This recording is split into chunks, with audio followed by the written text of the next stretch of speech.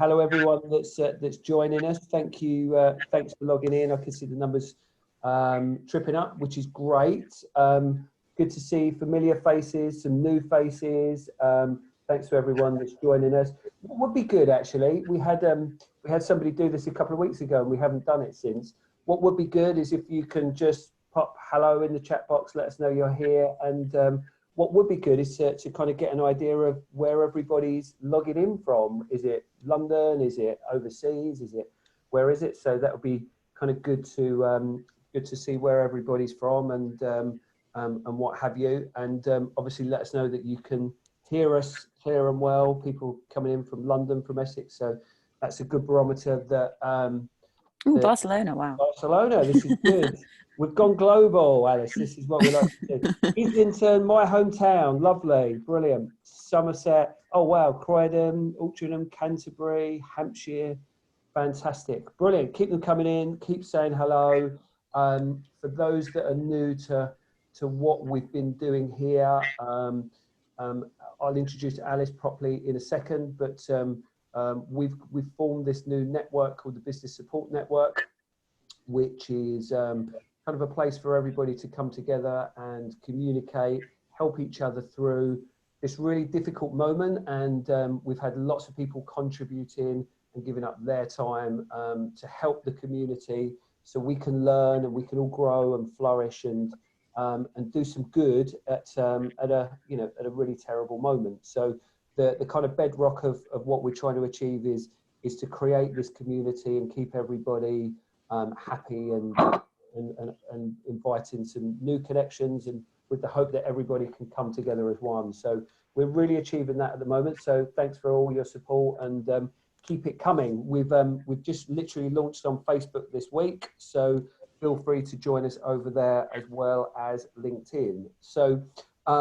as always, nobody is here to see me. Everybody's bored of my face and what have you.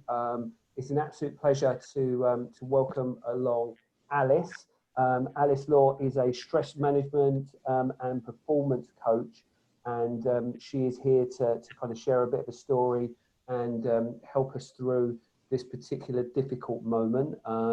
Alice is a professional speaker, a professional coach. She's been on lots of different mediums, TV, radio, podcasts, and what have you. And she's created a huge name for herself and a real leader in her field. So I'm going to pass the microphone and the camera over to her. She's going to kind of have a chat with us for half an hour or so.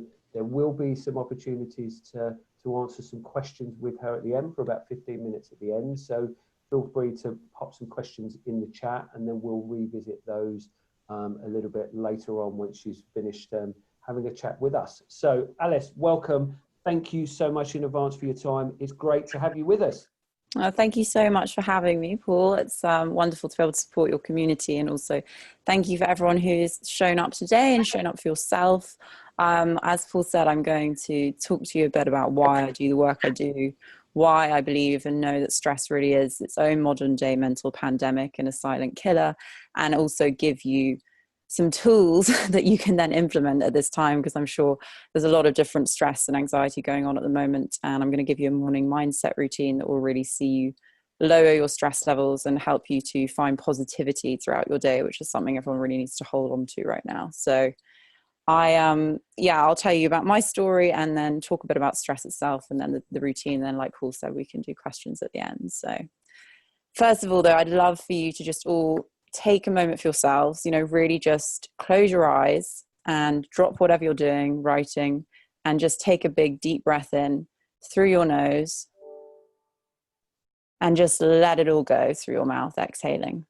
And just take this next half an hour for yourself to absorb and learn and listen to whatever you need to receive yourself, because everyone always has something that they need to take away more than others. So just sit with this and sit with the intention that you will receive what you need to in the next half an hour.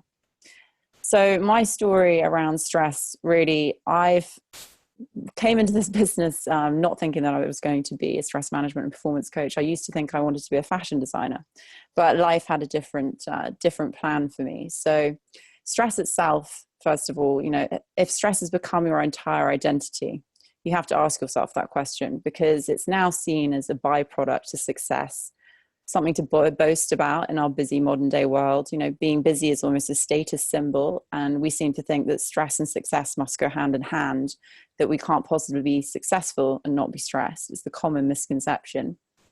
The reality is, though, is that stress is the modern day silent killer. It is the killer of our relationships. It's the killer of our energy. It's the killer of our focus and productivity. We are actually 31% more productive when we're working from a happy and calm headspace than when we're stressed and in a negative headspace. And it's the killer of eventually also our health. So when you take all this into account, I do believe that stress is its own modern day mental pandemic. Obviously in life, stress is going to continually come. We can't control the outside world, as that's what we're seeing now more than ever. But what we can learn to do is to change our response instead of our reaction to stress, and become resilient in the way that we can turn it off and on. So how we change our response to these stresses. And that's something I'm going to talk to you a bit more today about. But first of all, the story of why I'm qualified in my own way to talk to you about what I do. As Paul said, I do what I do in terms of qualifications, but really I would say what actually qualifies me to talk to you is my story itself. So I was very, very lucky growing up. I had a wonderful upbringing. I had a father who was a very successful entrepreneur. My life was, I will say, very easy up until the age of 18. Then when I was at university, my eldest sister was diagnosed with cancer, and she had a battle for nearly 4 years. We thought she'd won twice, until suddenly the cancer beat her, and after numerous various treatments, it took her from us about 4 years ago.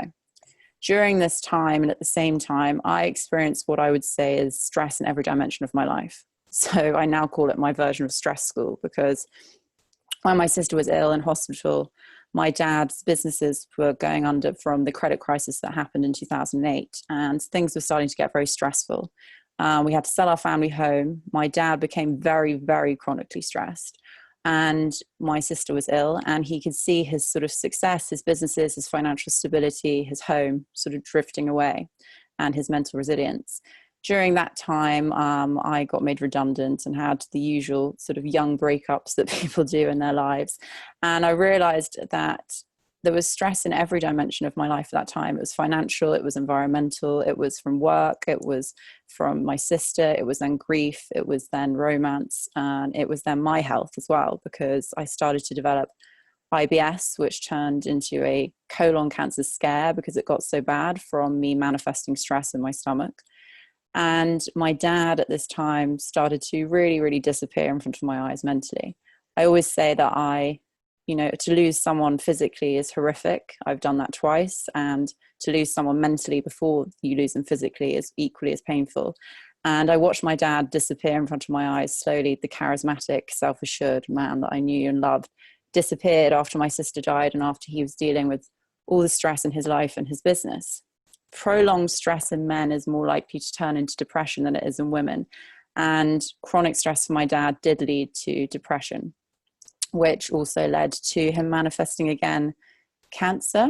Although you can't say is that definitely stress. What he ended up losing him to last year, this summer, was a giant stomach ulcer that caused internal complications. And you can't really say that's anything other than chronic stress.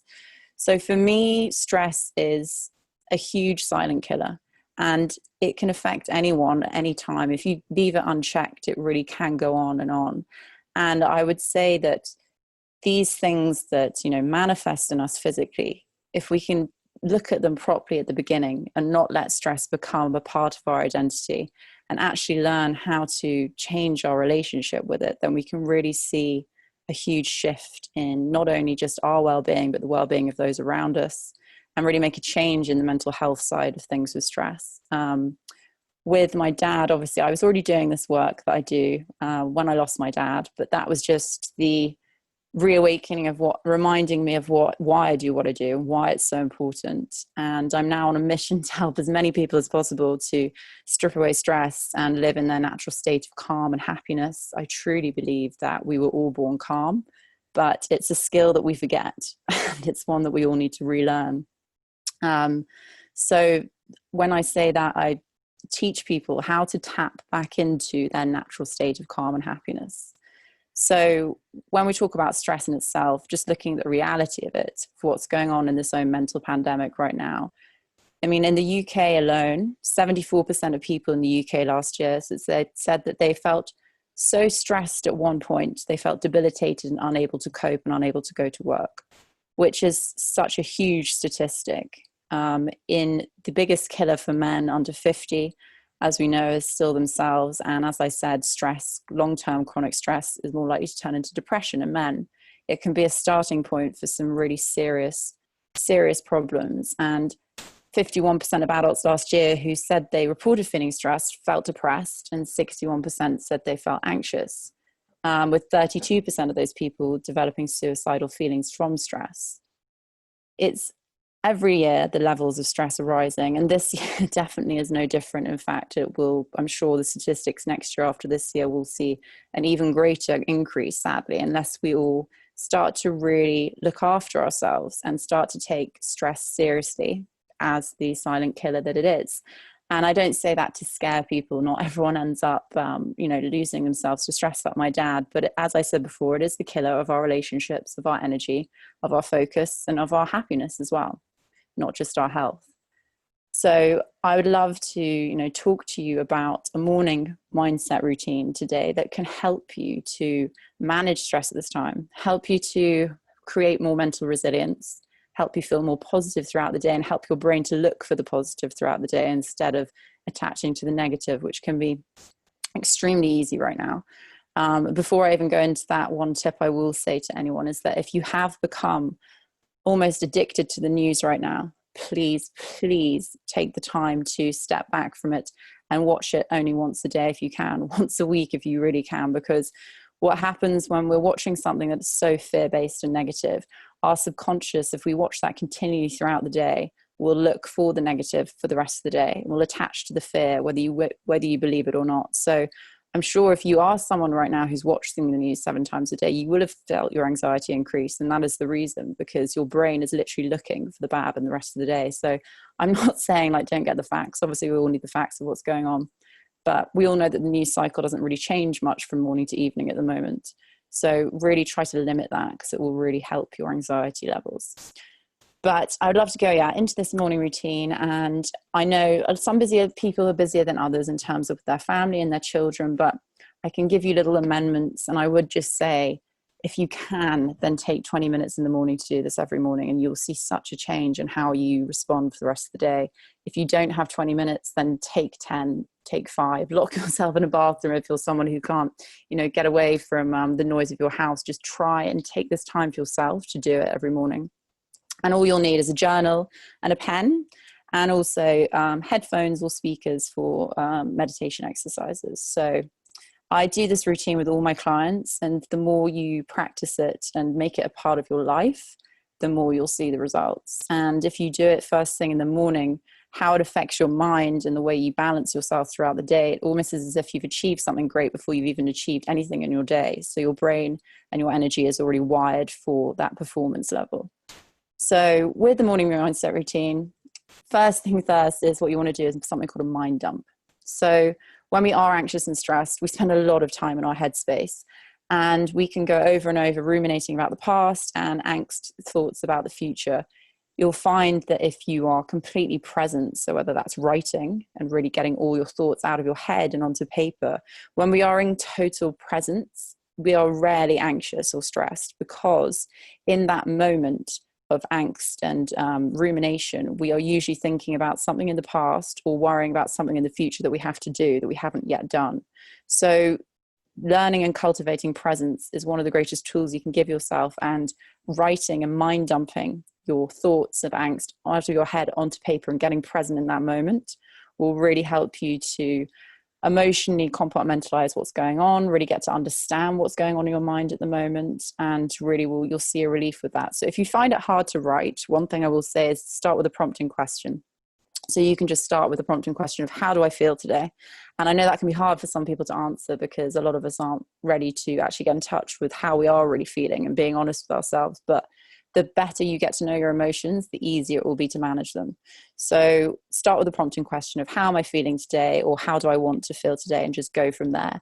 Or otherwise, if you're someone who likes to just free write, then just get it all out of here onto paper for 5 to 10 minutes. Just keep going. If you want to do longer, keep going. And you really will see a difference. That's the first bit, mind dumping.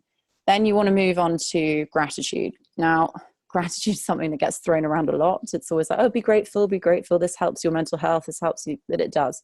The reason is, it's scientifically proven that if you program your mind for gratitude in the morning to see the good, your brain will look for the good for the rest of the day. It's the same thing around if you're looking at the news. Negative news stories continue throughout the day at the moment. You're programming your subconscious to look for the negative. So in terms of gratitude, what I would say is, if you're finding it hard, look for 5 things. So list 5 things, write them out on your piece of paper, recite them out loud if you're by yourself, and, really sit with that feeling, connect to the energy of feeling grateful as well, because that's a really powerful tool in our brains to calm us down. And gratitude, what we do when we are grateful for things is actually the opposite reaction in our body to stress.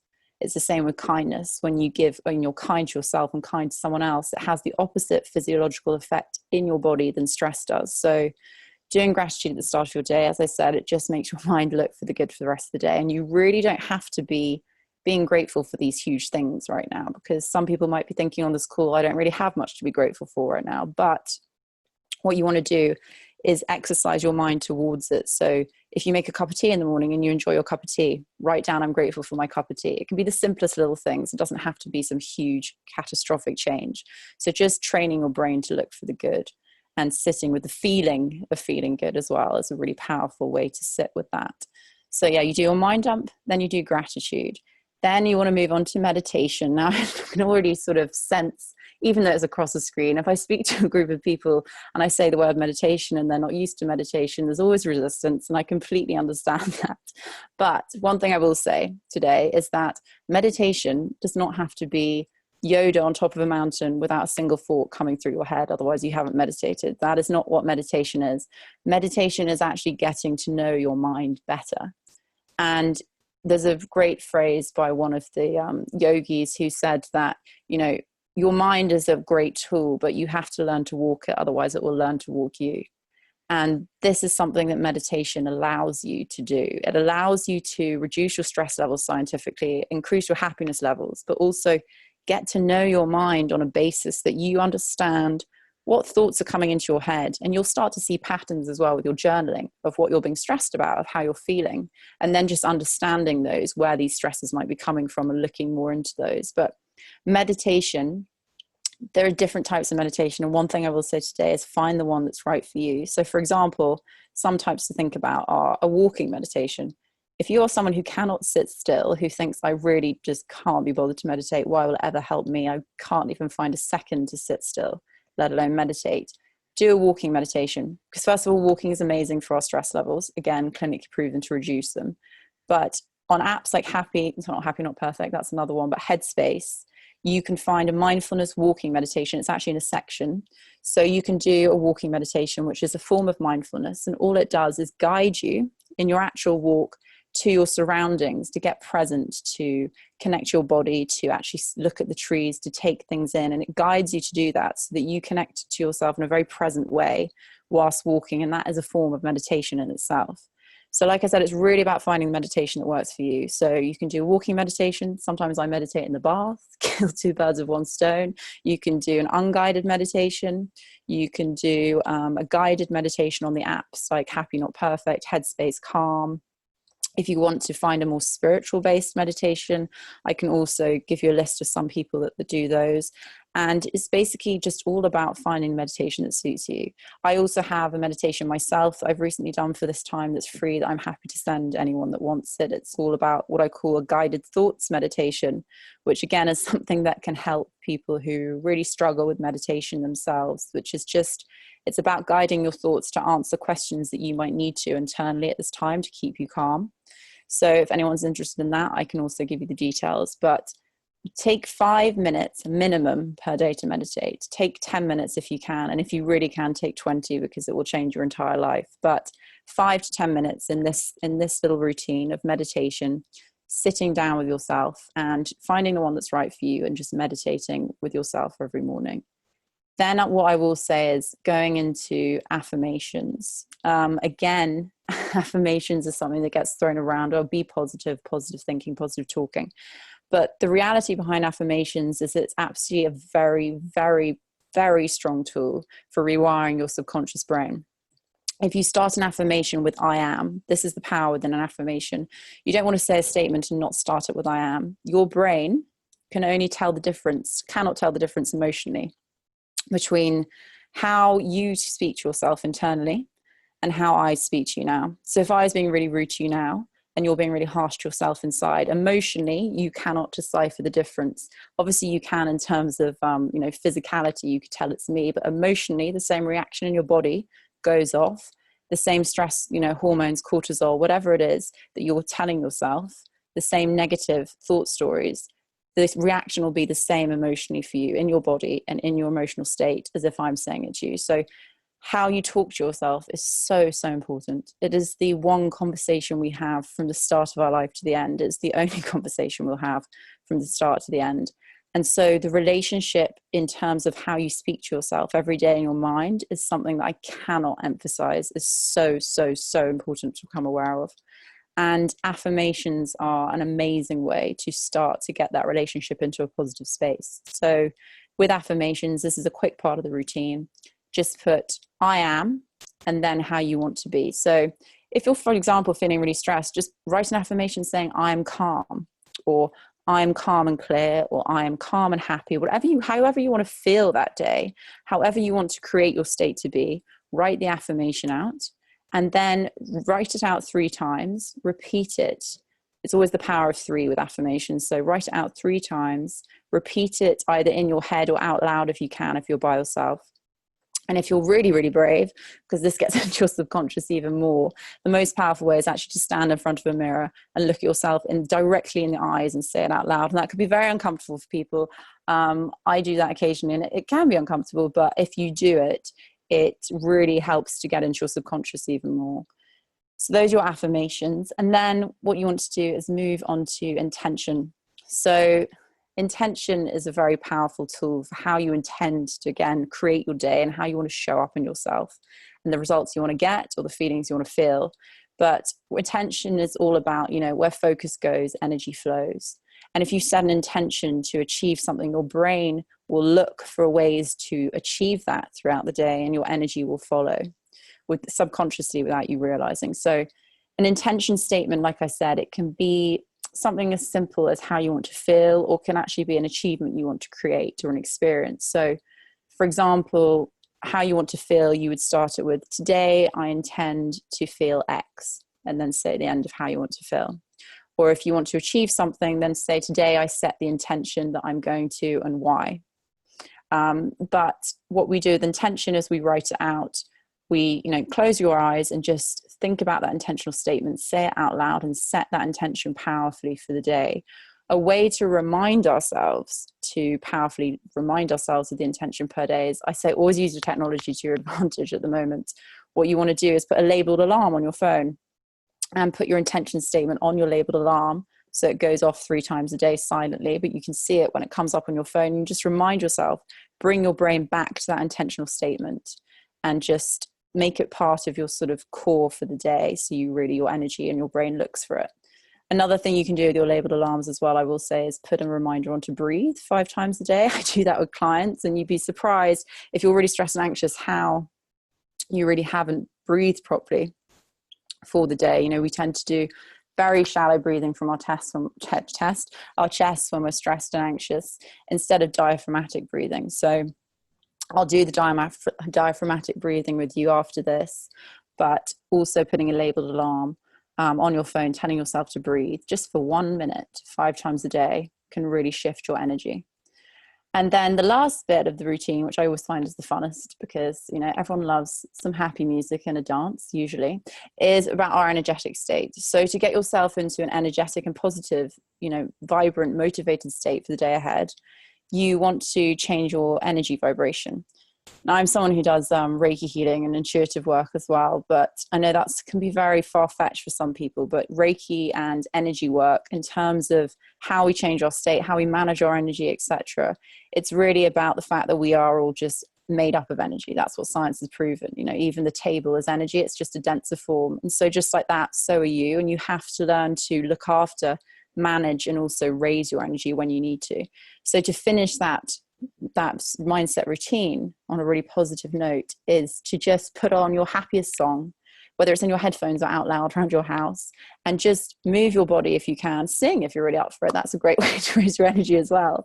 But just to move your body, dance around, get that energy moving for the day in a happy state, so that then puts your mind and your body into a positive state for the rest of the day forwards. So that's the way you finish it. So to recap that for people, you have your mind dump, you then have your gratitude, you then have your meditation, affirmational statement, set an intention for how you want your day to be or how you want to show up, and then just dance it out to raise your energy. Now, you can make this routine up to 20 minutes, half an hour long if you have the time. And if you don't, then do a 10-minute minimum of 5 minutes of meditation and some gratitude, because those are the two things that will really shift if you can't do the whole thing. And also finish with a happy song, because I think everyone has some time to do that, whether it's in their headphones or walking some way to something in normal day routines. But those are the things I'd say for the morning mindset routine. And also, if you're feeling particularly anxious, some tools I can teach you now are the diaphragmatic breathing, which I'll go through in a second, and shaking. So if you're someone who's feeling very, very anxious right now, and you have that feeling in your body that's already built up, what you need to remember and come back to is that we are, you know, animals in the sense of stress. Well, our problem with it in this modern day is that we can't turn it off and on in the way that it was built. Our fight and flight stress response goes off from the micro stress doses that are constantly all around us throughout the day. And our body and our minds don't turn them off like the way we used to when we run from a lion. So you can simmer in the background with stress. And what we actually need to do is to sometimes just get it out of our system. So if you are feeling particularly stressed, there's a reason why zebras shake after they've been chased by a lion. It's because it releases this. So what you need to do is literally stand up and shake from, you know, your head, your arms, your body, all the way down, and bounce your legs, and just shake it out for 2 minutes and move that anxiety in your body physiologically. Tell your body that you're safe. Diaphragmatic breathing, again, is a wonderful tool to come back to, because it's just something you can tap into anywhere. Really, you could do it if it was a normal time at work. You could do it at your desk without people realizing. So really just put your phone on a timer, or notice if it's 2 minutes, and just do 2 minutes of diaphragmatic breathing to calm your nervous system. So just place one hand on top of your chest, and then you'd place one hand on your diaphragm there, and make sure when you breathe in, for count of 4 through your nose, breathe in for 4. When you breathe in, this part goes out before your chest. Because what happens when we're stressed is we will breathe in, and you'll actually be rising your chest before your stomach. You're not getting as much oxygen as you can. So you want to breathe in for a count of 4 and just feel your diaphragm expand before your chest. Hold for a count of 4, and then breathe out for a count of 8.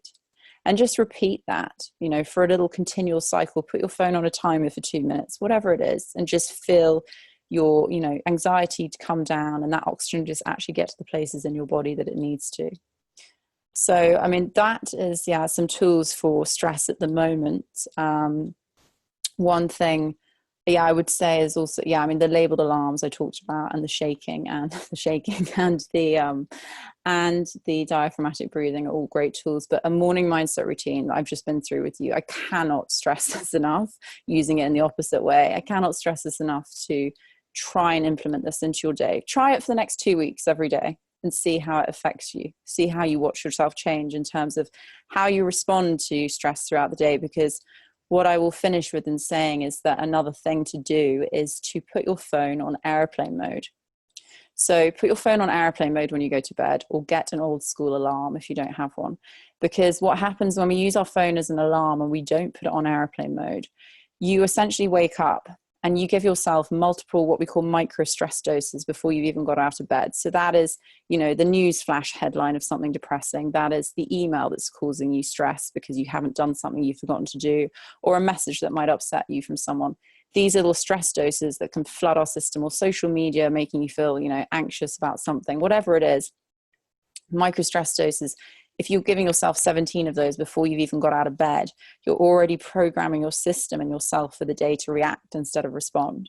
So really try to get an old school alarm off Amazon, or otherwise just put your phone on airplane mode and don't turn it off airplane mode until you've done this morning routine for yourself, because you'll really see how you change, as I said, your response, not your reaction. But I hope that you guys can implement that in some way, and I hope it helps you. It really is something to try and develop at this time, get into a practice, so that when life goes back to normal, it's already a part of your routine.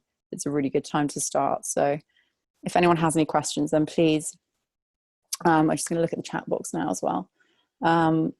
Thanks so much for that, Alice. One of the questions that have come through is asking about is referring to breathing techniques, asking whether people should be breathing out their nose also. Yeah, so what I would do, the one I gave you, I would say breathe in through your nose and out through your mouth, because that's the longer exhalation of 8. So it's easier to get it all out of your lungs from your mouth, and it'll be quicker to calm your nervous system that way. So that one is, in for 4 through your nose, hold for 4, and out for 8 through your mouth. Fantastic. I found that I found that really, really interesting, very insightful. There was some great information there. So thank you for giving up your time to do that. I'm sure we will get some more questions coming through. I've got one for you actually. Whilst I'm here, you mentioned about kind of the different techniques of meditation.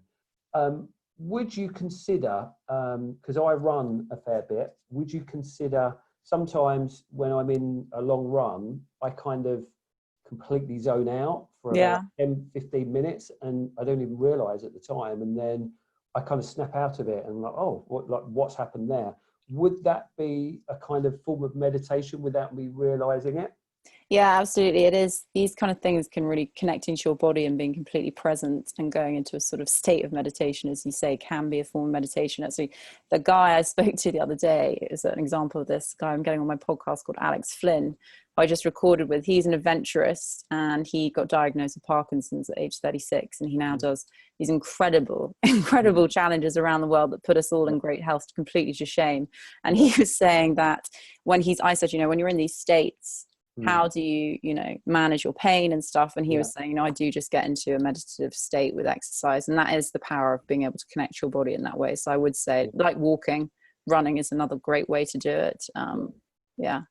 Okay, good stuff. It's interesting to hear, because I've thought about it a few times, but never kind of connected the dots, as it were, whether that was actually the kind of state that I was going into.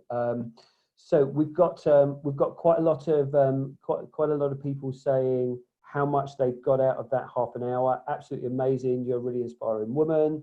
Hi from London. Thanks, Alice. Really helpful guide to actually start the morning routine in a practical way to actually implement. A question here. Lots of things to consider. If you were only to choose 1 or 2 of these things on the list to start, what would they be? Meditation for 5 minutes and gratitude for 5 minutes, 100%. All of them are amazing to implement together, as I said. But like I said, I know people are time poor, and sometimes they just want to have a starting point. So if you're going to do 2 things, 100% meditation and gratitude. Fantastic. Some other words of thanks. Thank you. Very inspiring session. Amazing tips. Thanks, Alice, for sharing your story. The chat box has just gone mad. It's just jumped up. Thanks for sharing your story and how to rewire yourself. Sharing your story is very admirable, very interesting, helpful. great information. Everyone is saying, you know, what a great session what a great session it is. Would you say that there is a big difference between mindfulness and meditation? There is, it depends if you do mindfulness as a form of meditation. So, like I said, mindfulness can be a form of meditation in itself. So, the walking meditations or the running, like you were talking about, Paul, but meditation as well can go if you stick with it and learn it and really sit with yourself with it. You can get to a state that's completely different to mindfulness, that almost is that state between awake and sleep.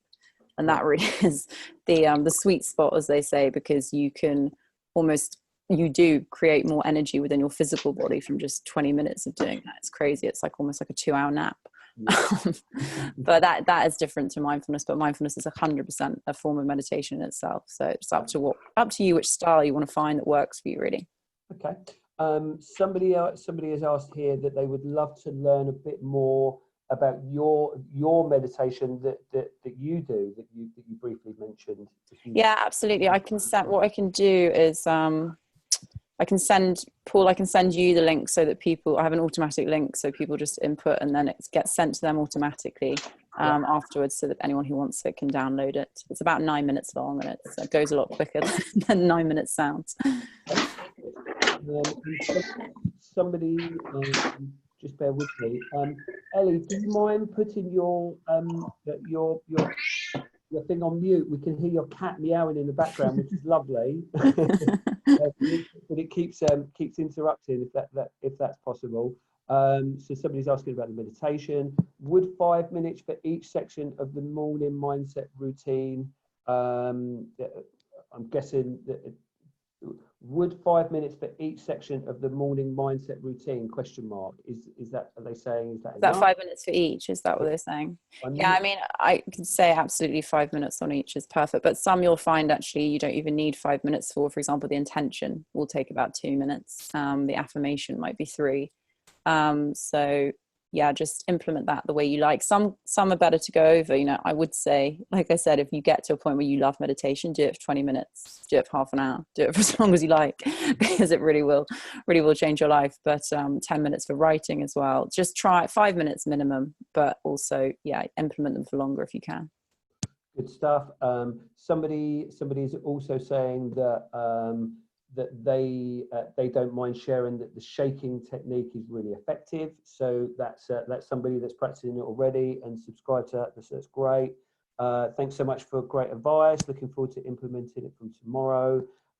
Somebody says also tapping your body is extremely useful. Is that yeah, that's emotional freedom technique. It's a different technique itself, which is called tapping, if they're talking about that. But you can also find videos of how to do that very simply on YouTube. It's a very good way for relieving anxiety. You have certain points around your shoulders and various points of the body that you just tap on and follow a guided statement. But it is a whole thing in itself. So it's something that needs learning, really, but they can do them on YouTube if someone's interested in that.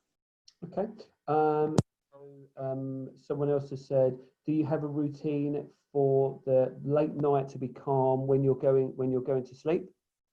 Yeah, I mean, one thing I will say and do that I do is I don't have my phone. Like I said, the airplane mode for my phone goes on an hour before I want to go to bed.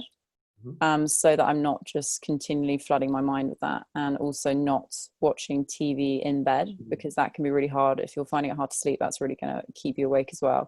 I'll then, if I want to do a routine before bed, write down 5 things you're grateful for in the evening. It's a really great way for also putting you into a better sleep and making you feel better when you wake up in the morning. So do the gratitude in the evening in bed. Also, you can do a little quick mind dump of your day. What went well for you that day? How did you feel that day? So you can do it the opposite end if you want. And also quick meditation you can do. There's some sleeping meditations that are really great to do before bed. But I will say as well, if you're finding it hard to sleep, then do a mind dump before bed, because you're usually having a lot of things going around in your head before bed, which is why you're struggling. Yeah, it's interesting what you say about the phone. I'm sure so many people just kind of lay in bed, they get into bed and they have a sip of their drink, think, right, I'm just going to go off now, and then spend the last kind of 10, 15, 20, half an hour, 45 minutes on all the different social medias to kind of get their one last fix of the day. I'm sure that's Yeah, absolutely. I'm sure that's super common around the world. So somebody's sent through a question. It's come through privately to me, which I think it's for the group. A generic question: our brain evolved in a way to hardwire stress response and anxiety to save our lives from chasing lions. I find it quite interesting how today we use these same responses for events that are not actually putting our lives in risk. Brackets, emails. Does our brain learn to adapt to properly respond to these events within a lifetime? So studies apparently are still showing now no. This is the problem where stress has become such a problem in our modern day, because our body really can't, and unless it's, you know, a huge event where you're seeing something life-threatening in front of your eyes. In terms of what's going on in the background of your physiology and your mind, it's still the similar response, and we just haven't evolved in that way as humans to change how we see stress and how our body reacts. So it really is so important for that reason. That's why people do develop health problems, because these things are set off and they keep going in the background until something gives in your body, because it's telling your body that something's not been right. So when stress is happening, your body will start to shut down various points, because you in a human response, if you're trying to survive, your body will be like, okay, I need to send everything, you know, I don't need to digest food right now because I'm under threat, I'm under attack, so why do I need to digest my food? So all these things will change, and so that's why it's really, really important to try and just prevent stress as much as cure it, I say. Good stuff. And one last question before we wrap up. What's your take on sleeping from 10 p.m. and from 10 p.m. as between 10 and 2 is our beauty sleep time, our quality sleep time? So do you have views on kind of certain times to when we should be asleep at night? No, I mean, for me, I'm not a sleep therapist, but I do say that, you know, you, as different bodies need different amounts of sleep. If you are someone who knows that you need more sleep than others, then try and implement a slightly early bedtime, and try and get up a bit earlier to do the morning mindset routine. I'm someone who needs more sleep than other people. And I was speaking to my friend who's a neuroscientist, and she was saying, you know, it's actually not healthy for people to sleep over 10 hours, she said. And I was like, well, I can sometimes sleep 12. And I know sometimes bodies can. So I don't really have a theory or a preference in terms of, you know, what time you go to sleep for your beauty sleep and stuff like that. But I think it's really about understanding how your body works yourself and what hours you need. Good stuff. And as soon as you have children, beauty sleep time kind of goes completely out the window. So Alice, look, this has been fantastic, really, really popular. I'm not sure if you were looking at the numbers, but we got close to 100 people logging on, which was great at one point. So thank you so much for your time. How can people get in contact with you if they want to kind of have a further conversation with you? Yeah, absolutely. Thank you so much for having me, Paul. It's been so wonderful having all of you guys on today. So thank you for attending. And yeah, if people want to contact me, my website, I can put in the chat box now if you want, or I can give it to Paul, but it's www.lawali-life.com, which is LAWALI, and then hyphen life, LIFE. I'm also on Instagram, I'm on LinkedIn, and my email and contacts on my website. But yeah, I will be launching, because of this pandemic, a sort of membership community to help people to deal with stress and anxiety throughout their time, and with a different theme and different coaching online like this every month and weeks for people at a very, sorry, flies floating around in front of me, at a very low price in comparison to what I do for my one-to-one, just to make it more accessible for all, because I'm very aware that this is only rising, not decreasing, so something needs to change. So that's how you can contact me, and I will also get the meditation link to Paul, so anyone can get that who needs it. Fantastic. I will get that sent out today.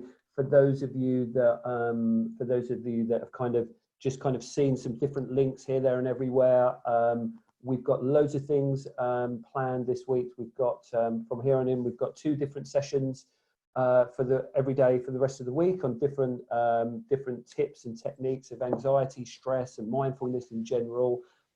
You can be a part of it by searching for the Business Support Network, both on LinkedIn and now on Facebook as well. So I'll get all of those bits and pieces sent round this afternoon for Alice.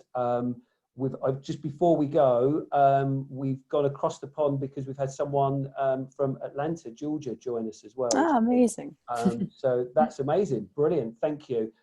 Alice, on behalf of everyone, it's been wonderful. Thanks so much for some wonderful advice, really inspiring and really easy to follow as well, which is nice. So thank you on behalf of everyone for giving up your time. We really, really appreciate it. You're so welcome, and I hope you guys will implement it and try it out and see a change, and stay well. Good stuff. And you, and thank you to everyone that's logged on again today. I personally am overwhelmed by all your support, as all my colleagues are. So thank you so much for everything. Thanks, guys. Thanks, Alice. Bye. Thank you. See you soon. Thank you.